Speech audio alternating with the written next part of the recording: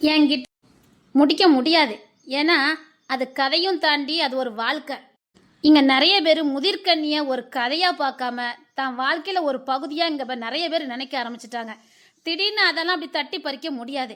இன்னொரு விஷயம், அது என்னுடைய அடையாளம். உண்மைதான் சொல்கிறேன், அது என்னுடைய அடையாளம். இன்னைக்கு என்னை நிறைய பேர் கூப்பிடுறது முதிர்கண்ணி அக்கா, முதிர்கண்ணி அம்மா, அன்னைக்கிளி அம்மா, இந்த மாதிரி தான் என்ன இன்னும் வரைக்கும். மற்ற சேனலில் வந்து கூட அன்னைக்கிளி அம்மா அக்கா அப்படின்னு தான் சொல்கிறாங்க. அது என்னுடைய அடையாளமாக மாறி இருக்கு. யாராவது அடையாளத்தை தொலைக்க விரும்புவாங்களா? நானும் விரும்ப மாட்டேன். இப்பவும் சொல்கிறேன், முதிர்கண்ணி அது ஒரு கதை இல்லை, அது ஒரு வாழ்க்கை தான்.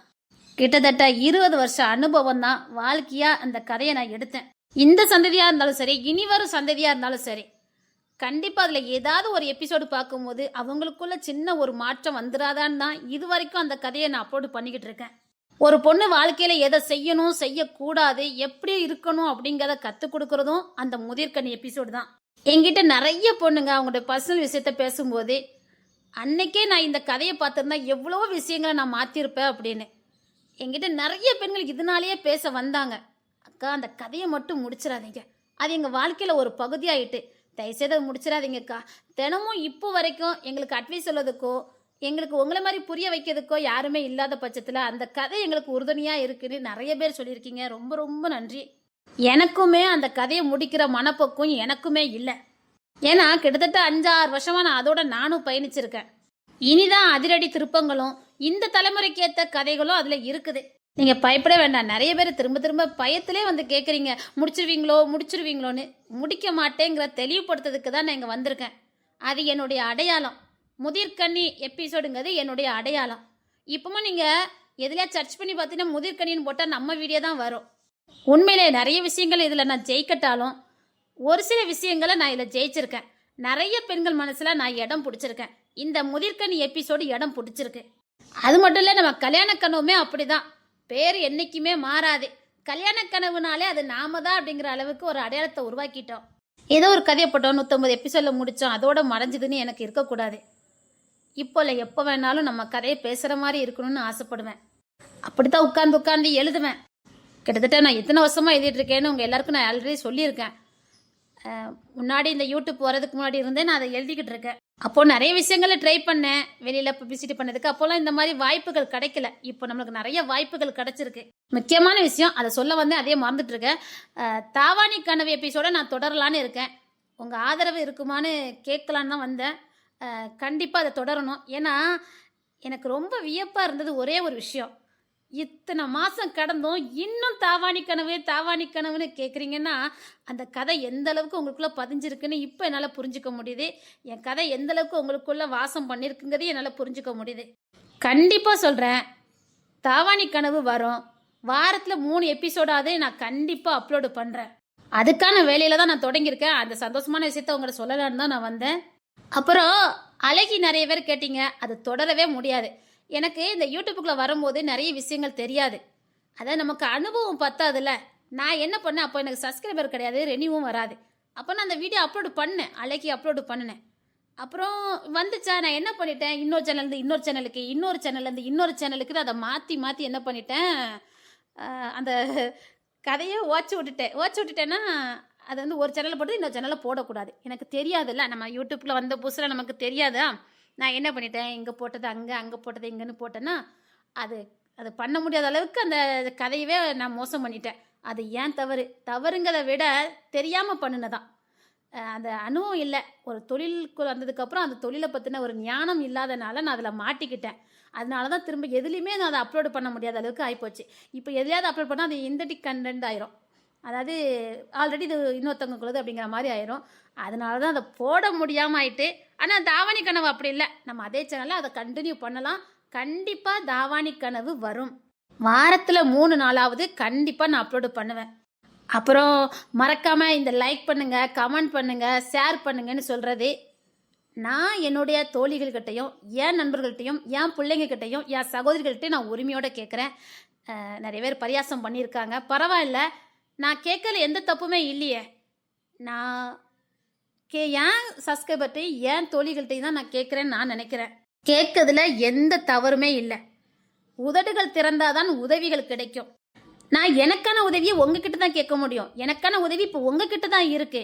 நான் இப்போ போய் ஈகோ பார்க்குறதோ இல்லை ரோசம் பார்க்குறதோ கௌரவம் பார்க்குறதோ கூடாது. எனக்கு உதவி தேவை. நான் உங்ககிட்ட தான் கேட்பேன். இதில் எனக்கு தன்மான பிரச்சனைலாம் கிடையாது. என் தோழிகள்கிட்டையும் என் அம்மா என் தங்கச்சி என் பிள்ளைங்க கிட்ட நான் தாராளமாக கேட்பேன். எனக்கு எல்லா பிள்ளைங்களுமே ரொம்ப பிடிக்கும். கமெண்ட் பண்ணுற, லைக் பண்ணுற, என் வீடியோ பார்க்குற எல்லாருமே என் உடன் பிறவா சகோதரிகளும் பிள்ளைகளும் தான். அப்புறம் முக்கியமான ஒரு விஷயம், நிறைய பிள்ளைங்க நிறைய சகோதரிங்க நம்ம கிங்ஸ்னு இசையை வச்சு டிபிலாம் வச்சுருக்கீங்க. உங்களுக்கு என் மனமார்ந்த நன்றி. நிறைய இடத்துல பார்க்கும்போது அந்த டிபியை பார்க்கும்போது உள்ளுக்குள்ள ஒரு சந்தோஷம் வரும். பரவாயில்ல, நம்ம சேனலுக்குள்ள டிபி வச்சுருக்காங்க, லோகோ வச்சுருக்காங்க அப்படின்னு அது சொல்ல முடியாது, வார்த்தையால் விவரிக்கவே முடியாது. வச்ச எல்லாருக்கும் என் மனமார்ந்த நன்றி. அப்புறம் நிறைய பேர் கிங்ஸ் இசை வச்சு சாங் போடுறீங்க, அதுக்கும் என் மனமார்ந்த நன்றி. கிங்ஸ் இசை வச்சு பார்த்தீங்கன்னா கிங்ஸ் இசை வச்சு மட்டும் போடுங்க, அதை தான் நான் எதிர்பார்க்குறேன். இவ்வளோ நாளாக ஒழுங்காக வீடியோ வராமல் இருந்ததுக்கு பல காரணங்கள் இருக்குது. ஏன்னா ஸ்கூல் லீவு, குழந்தைங்க கிட்ட தான் மொபைல் இருக்கும், வீட்டில் பெண்கள் கிட்ட இருக்காது. எல்லாருமே இப்போ தான் கோயில் திருவிழா, கல்யாணம், அம்மா வீட்டுக்கு போகிறது எல்லாமே இப்போ தான் நடந்திருக்கும்.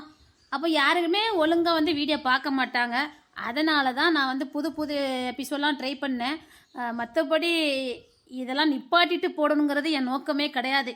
சரி, இந்த மாதிரி நேரத்தில் ஏதாவது நியூ வீடியோ போட்டால் தான் உண்டு. ஏன்னா இந்த மாதிரி நேரத்தில் மற்றவங்களாம் பார்ப்பாங்கல்ல, வீட்டில் இருக்க குழந்தை யாராவது பார்ப்பாங்கன்னு தான் நான் மற்ற வீடியோவில் அப்லோடு பண்ணது. இனி பெரும்பாலும் வந்து நம்ம முக்கியமான வீடியோக்கள் தான் நிறையா வரும். ஏன்னா இன்னும் வந்து நம்ம வீட்டு பெண்கள் ஸ்கூலுக்கு பிள்ளைங்க அனுப்பிட்டு நம்ம வீடியோ ரெகுலராக பார்க்குறவங்க கண்டிப்பாக பார்ப்பீங்க. ஏதோ தானோன்னு ஒரு கதையை போடாமல் உங்கள் பார்க்குற எல்லாருக்கும் பிரோஜனமானதாக இருக்கான்னு தான் நான் யோசிப்பேன். ஒவ்வொரு கதையிலுமே ஒவ்வொரு வார்த்தையிலுமே ஒரு உண்மைத்தன்மை வச்சுருப்பேன். அதனால தான் சொல்லுவேன், ஸ்கிப் பண்ணாமல் பாருங்கள். என்றைக்காவது ஒரு நாள் நிச்சயமாக உங்களுக்கு யாருக்காவது ஒரு பதிலடி கொடுக்கணும், இல்லை யாராவது ஒருத்தர் சமாளிக்கணும் அப்படின்னா இந்த கதை உங்களுக்கு உறுதுணையாக இருக்குங்கக்காக தான் ஒவ்வொரு வார்த்தையும் உன்னிப்பாக கவனிங்கன்னு நான் சொல்கிறது. ஒரு கதை எழுத ஆரம்பிக்கும் போது இதில் எவ்வளோ பிரோஜனம் இருக்குங்கிறத மட்டும்தான் நான் யோசிப்பேன். ஒரு காதலாக இருக்கட்டும், அந்த காதலில் எவ்வளோ உண்மைத்தன்மை இருக்கணும், ஒரு சகோதரர்களாக இருந்தால் அந்த சகோதரர்களை எப்படி அவங்க இருக்கணும், ஒரு தாயும் பிள்ளையாக இருந்தால் அவங்களுக்குள்ள அந்த உறவு முறை எப்படி இருக்கணும், ஒரு மாமியா மருமகனா அந்த உறவு முறை எப்படி இருந்தால் அந்த குடும்பம் நல்லா இருக்கும், எப்பேற்பட்ட வாழ்க்கை நம்ம வாழணுங்கிறது தான் மெயின் ரீசனாக நான் வச்சுருப்பேன். தொடர்ந்து முதிர்கண்ணியை பாருங்கள். இது வரைக்கும் பார்க்காம பேலன்ஸ் இருக்கிறதையும் கொஞ்சம் பார்த்து முடிச்சிருங்க. அப்போ தான் நான் அடுத்தடுத்து வீடியோ அப்லோடு பண்ணதுக்கு எனக்கு உற்சாகம் கொடுக்கும். நீங்கள் பார்க்க ஆரம்பிச்சிட்டிங்கன்னா அப்புறம் நான் கண்டினியூவாக போட ஆரம்பிச்சிருவேன். காதல் பேரரசனும் கண்டிப்பாக வரும். இனி கொஞ்சம் ஃப்ரீயாக ஆயிடலாம், ஏன்னா பிள்ளைங்க ஸ்கூலுக்கு போயிட்டு அதனால் ஒரு நாளைக்கு எப்படியும் 2 வீடியோ எல்லாத்துலேயும் போட ஆரம்பிச்சிருவேன். நம்பிக்கையோடு இருக்கேன், கண்டிப்பாக போட முயற்சி பண்ணுவேன். அப்புறம் இப்போ புது புது கமெண்ட் நிறைய வருது. உங்கள் எல்லாருக்கும் என் மனமார்ந்த நன்றி. நீங்கள் புதுமுகம் கமெண்ட் பண்ணுறீங்க, உங்கள் ஒவ்வொருத்தையும் நான் வாட்ச் பண்ணிக்கிட்டு இருக்கேன், ரொம்ப சந்தோஷமாக இருக்குது. அதுக்கப்புறம் ரெகுலராக கமெண்ட் பண்ணுற என் அன்பு சகோதரிகளுக்கு என் மனமார்ந்த நன்றி. வார்த்தையே இல்லை உங்களுக்கு நன்றி சொல்லதுக்கு. கிட்டத்தட்ட 5-6 வருஷமாக என் கூட பயணிச்சுட்டு வரீங்க, ஒரு நாள் கூட கமெண்ட் பண்ணாமல் இருந்ததே இல்லை. நீங்கள் நேரில் பார்த்தா அவ்வளோ சந்தோஷப்படுவேன். அந்தளவுக்கு உங்கள் மேலே ஒரு அன்பு பாசமும் வச்சுருக்கேன். நிறைய பேரை நேரில் பார்க்கணும் அவ்வளோ ஆசைப்படுவேன். ஏன்னா அவங்க கமெண்டையே பார்த்துட்டு இவங்களாம் நேரில் பார்த்தா எவ்வளோ சந்தோஷமாக இருக்குன்னு நினச்ச நாட்களும் உண்டு. இனி ரெகுலராக முதிர்கண்ணி, காதல் பேரரசன், அப்புறம் தாவாணி கனவு கண்டிப்பாக வாரத்தில் 3 நாள் வந்துடும். அப்புறம் குயிலியும் கண்டிப்பாக வந்துடும். அப்புறம் இப்போ நிறைய பேருக்கு ஆணழகா ரொம்ப பிடிச்சிருக்கு, அதனால அது ரெகுலராக தினமும் வந்துடும்.